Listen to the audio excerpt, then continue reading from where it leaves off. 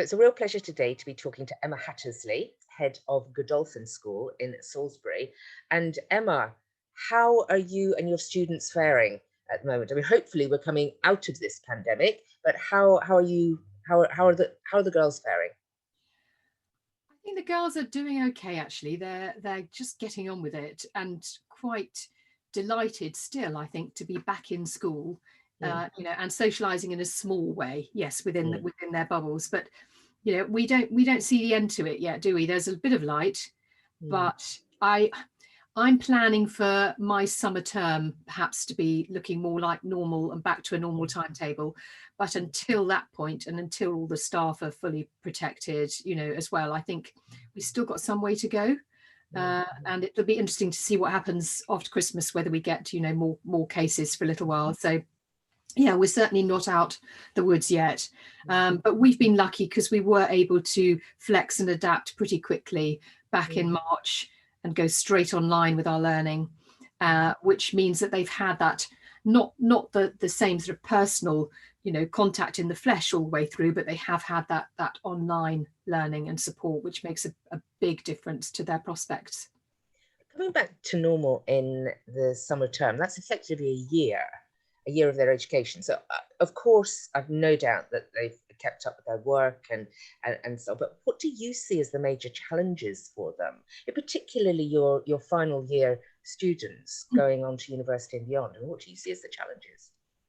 I think actually a lot of those final year students are feeling very uncertain about their futures. Mm, And at the moment they've just announced, haven't they, a review of how university admissions works.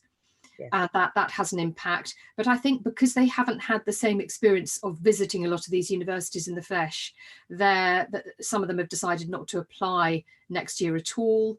Others have had the universities, actually, to be fair to them, have put on some quite ingenious sort of open days, Mm-hmm. but it's just not the same. So there isn't that sort of concrete feel or gut feel that you get when you visit a place. So I think they're feeling a little bit uncertain about, what university to go to and what their grades are going to be like, because of course, are they sitting exams? Are they sitting some exams? Will we be through that crisis? Is it fair? They're also talking about, if you've been in an area where you've had to self-isolate, maybe that's to your advantage in terms of the university admissions process, and rightly so, actually, if you've been disadvantaged in some ways. But I think it's really tough for them, because Yeah. even before this epidemic, we had young people who were worried about exams, worried about jobs, worried about mortgages, all of those things. They haven't gone away, they've just been exacerbated. So I think they've had to all dig deep, actually, and be pretty tough and gritty. But some of them are struggling, and we've certainly noticed a difference, as have a lot of schools, I think, in terms of the mental health of our students. you know But how can you help prepare them, both in terms of mental health, but also practically for the mm. future? This we potentially different future. we focus quite a lot on skills. So we run a course in the sixth form called our Elizabeth Godolphin Award, which is named after our founder 300 years ago and her sort of aspirations for women. And that really focuses on those transferable skills. So the things that you don't necessarily get from studying your A levels. So Mm, it was something I introduced because my own children said to me, actually, they got their first jobs. Oh, I've got to present to my boss next week. I've never done that before. I don't know how to do it. And it was those things that made me think, actually, we need to be doing much more with our students in terms of preparing them for the world of work, not just for university. So mm, they might know how to study, but do they know how to make decent eye contact and mm, write a decent CV and have a good interview? Those communication skills. Are they good team players? All of those things we look at within our award.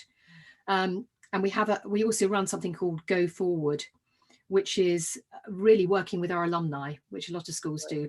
In girls' schools, that's always been considered slightly harder to do, but we've got a fabulous network of old girls that throughout this pandemic actually have been speaking on a Friday. We have this thing called Find Your Future Friday, and they will come on to a video call with the sixth formers and just talk about what they do and the experiences that they've had to end up where they are now. And all of those things are greatly valued, I think, by the current students. Mm-hmm. I'm just thinking about Elizabeth Godolphin, thinking about 300 years ago. I mean, what would she, could she possibly have imagined a world like this? No? She was very, she was ahead of her time. She didn't think that women should just be learning how to dance and sew. She felt they should be decent with accounts, decent mathematicians, have a view of the world. Ironically, actually, it was about 100 years after her death, there was a pandemic there was a cholera outbreak in Salisbury, which is why the school ended up being moved up the hill where they thought the air was fresher, you know. So, you know, her legacy is very much with us today in terms of the way we want our young women to develop and feel that they are just as good as the next person when they go out into the world, and they've got all the right sort of skills to really flourish and succeed. And actually, a lot of our girls will go on and study science, which is also great in this, you know, current technological age where we need those creative, dare I say it, sort of creative, imaginative scientists. Which, you know, yeah. The kind of the combination, combining. I think so, and I think women traditionally are sometimes better at that, particularly if you bring a team of women together. You know, not dissing the men by any means, but actually, if you've got that creative slant, you know, a lot of our girls love their art, but they might choose to do, you know, 3 sciences and perhaps an art at AS, just to sort of balance that profile that they have. And I think the marriage of those things helps when you get into the world of work. You see things from a different perspective. And that's interesting what you're suggesting. The whole education sector, do you think that is geared up really for the future? I don't know about that. I'm just thinking about this interdisciplinarity here. Yes, I think we need to see a lot more of that going on, and a move perhaps from, you know, well, we've got these terminal exams. We had the modular ones before. I don't know whether GCSEs will survive. You know, there are a lot of countries which don't do something at that stage, that you have those hoops that you have to jump through. If universities change their admissions process and university doesn't start till January, then that's, I think, could be an amazing opportunity, which I'm sort of already starting to think about. Do we have what used to be traditionally that sort of Oxbridge term? Do we offer a term that is absolutely skills-based preparation? You know, or it's community service, or it's a combination of things, because otherwise you're going to have young people who've left school at the end of June or finished their exams with nothing to do for 6 months effectively. So something needs to fill that void. So I think that could change as well. I also wonder whether we'll have as many going to university. Probably the next 5 years will be much the same, but it depends on the funding for universities, depends on international students, how many of those they want to take.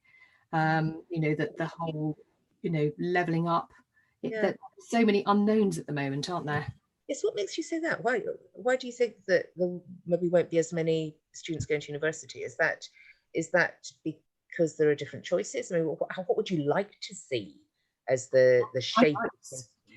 It's always been the aspiration, hasn't it, of recent governments to say that, you know, everybody that wants to go to university that should be able to go. But actually, sometimes we're missing out on other skills, and we're seeing more and more those sort of degree apprenticeships where you actually start to earn money at the same time. And those are quite competitive to get onto at the moment. You know, our careers, our Bright Futures coordinator at school talks about them a lot to the girls.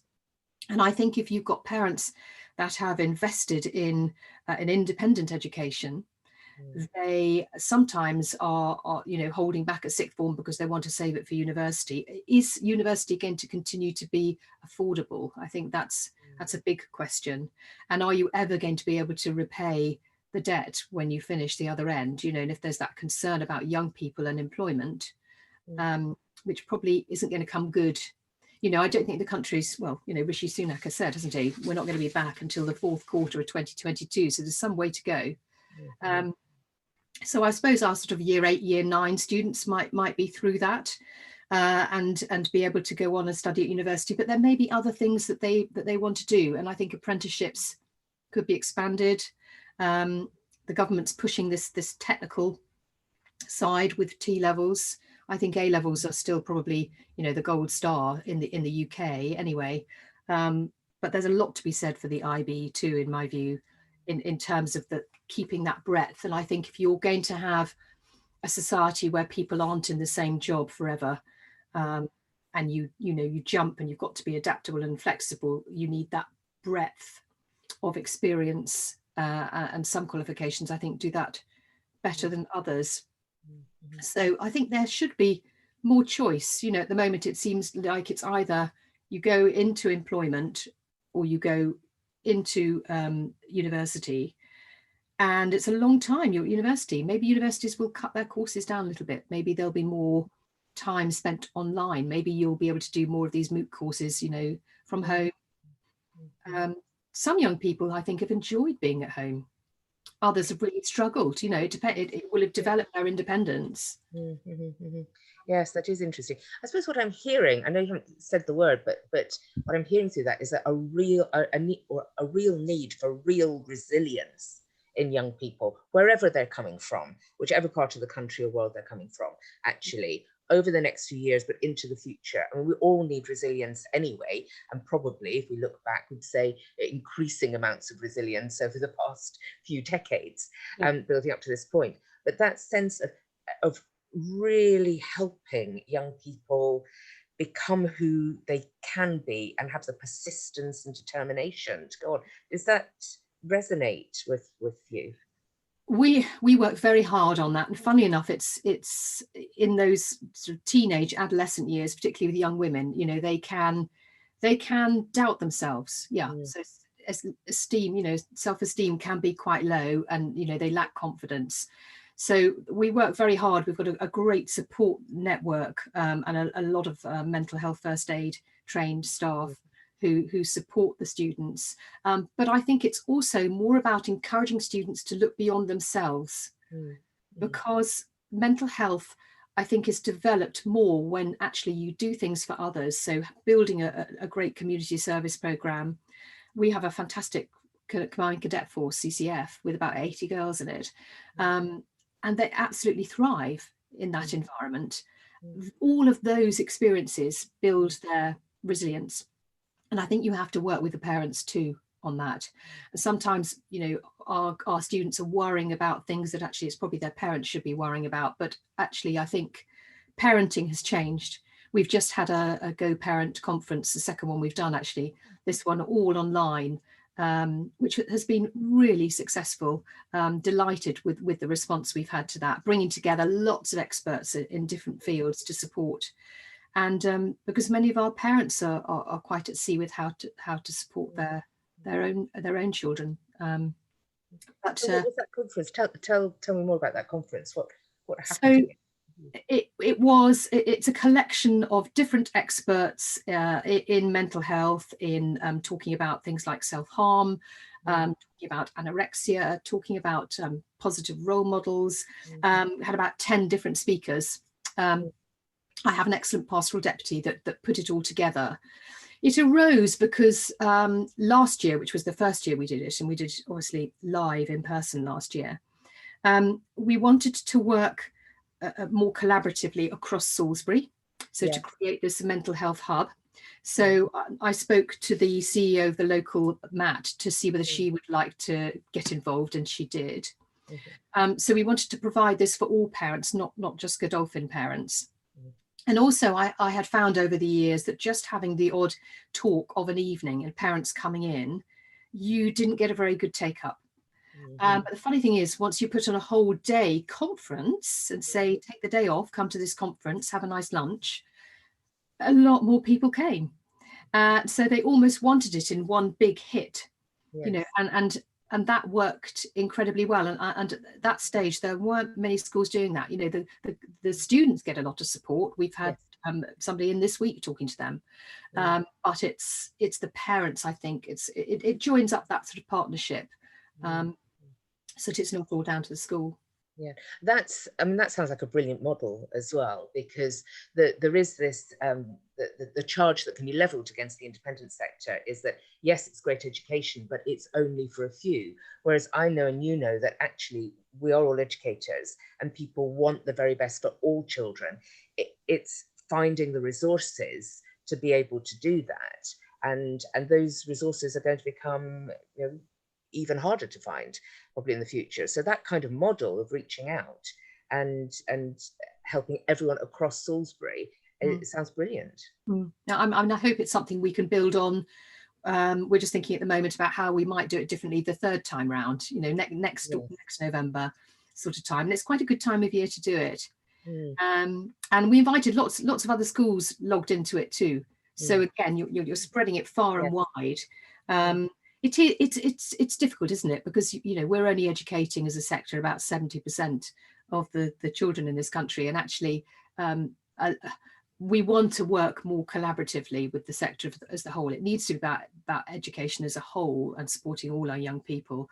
And I think actually there are green shoots of that emerging. I think all teachers have felt very much in the same boat over this last 6-9 months, and actually come together to try and find solutions. It's just difficult when we're able to do things perhaps much more easily than a school, with a couple of thousand students from a range of backgrounds who don't have access to the technology that they need, and that cannot be right. So we have to continue to work collaboratively. And I also think you're going to see independent schools do things differently in the future as well. I think you're going to see far more mergers, the equivalent of a multi-academy trust, far more groups of schools developing to make sure that they survive actually and can still offer the fantastic broad range of things, that developing the whole child, which is the most important thing, isn't it? Absolutely. So if you had a crystal ball and you could look 5 years into the future, then what would you think the state of independent school education, and indeed education more broadly, would be at that point? I think we've got a rocky few years ahead of us, to be honest. I would think perhaps the next 3 or 4 years, for example, if you look at how you want to support people with those larger bursaries, I think in the short term, you're going to see schools having to actually think about the parents they've already got and how they're going to support those children through when their parents may now be struggling or have lost their jobs. It is a resilient sector and it will continue to be so. But there could be more of a marrying, in inspection terms, there's much more collaboration than there used to be between Ofsted and ISI. So there are lots of areas where I think we can share that good practice in a way perhaps that hasn't always been there in the past. Interestingly, I think whilst there's been this great drive to open up schools abroad, I think that will continue, but it's interesting that we're also seeing different countries coming and wanting to invest in the UK, and some of these independent schools that have been struggling are now being taken over by, investment companies and conglomerates and Chinese companies, and, so it's going to be quite a different sort of model. We may see more sort of for-profit schools. I mean, our schools are obviously a charity foundation, but we may see more of that sort of model, slightly cut price, slightly cheaper independent school education without the frills. And I think we'll see a greater flexibility in terms of boarding. We're a boarding school, but we have a large market for the sort of 3-night, 5-night packages, because that's what parents want, and they want their children home at weekends. And I know, having worked in full boarding schools, that pressure has increased in recent years to have your children back at the weekend. Why should they have to stay in school? So I think that will change, and I think that university style system is going to have a huge impact as well over the next few years. That probably won't come into about 2023, but could well affect our current GCSE cohort. Well, looks like lots of resilience is needed on every count. The teachers too, I think, as well, the lead. I must say you're looking remarkably calm about it all. So brilliant. Well done. Well, look, thank you so much, Emma. Thank you for taking the time. Thank you. It's been such a pleasure. And I look forward to a future conversation. Thank you very much. Thank you very much for having me, Helen.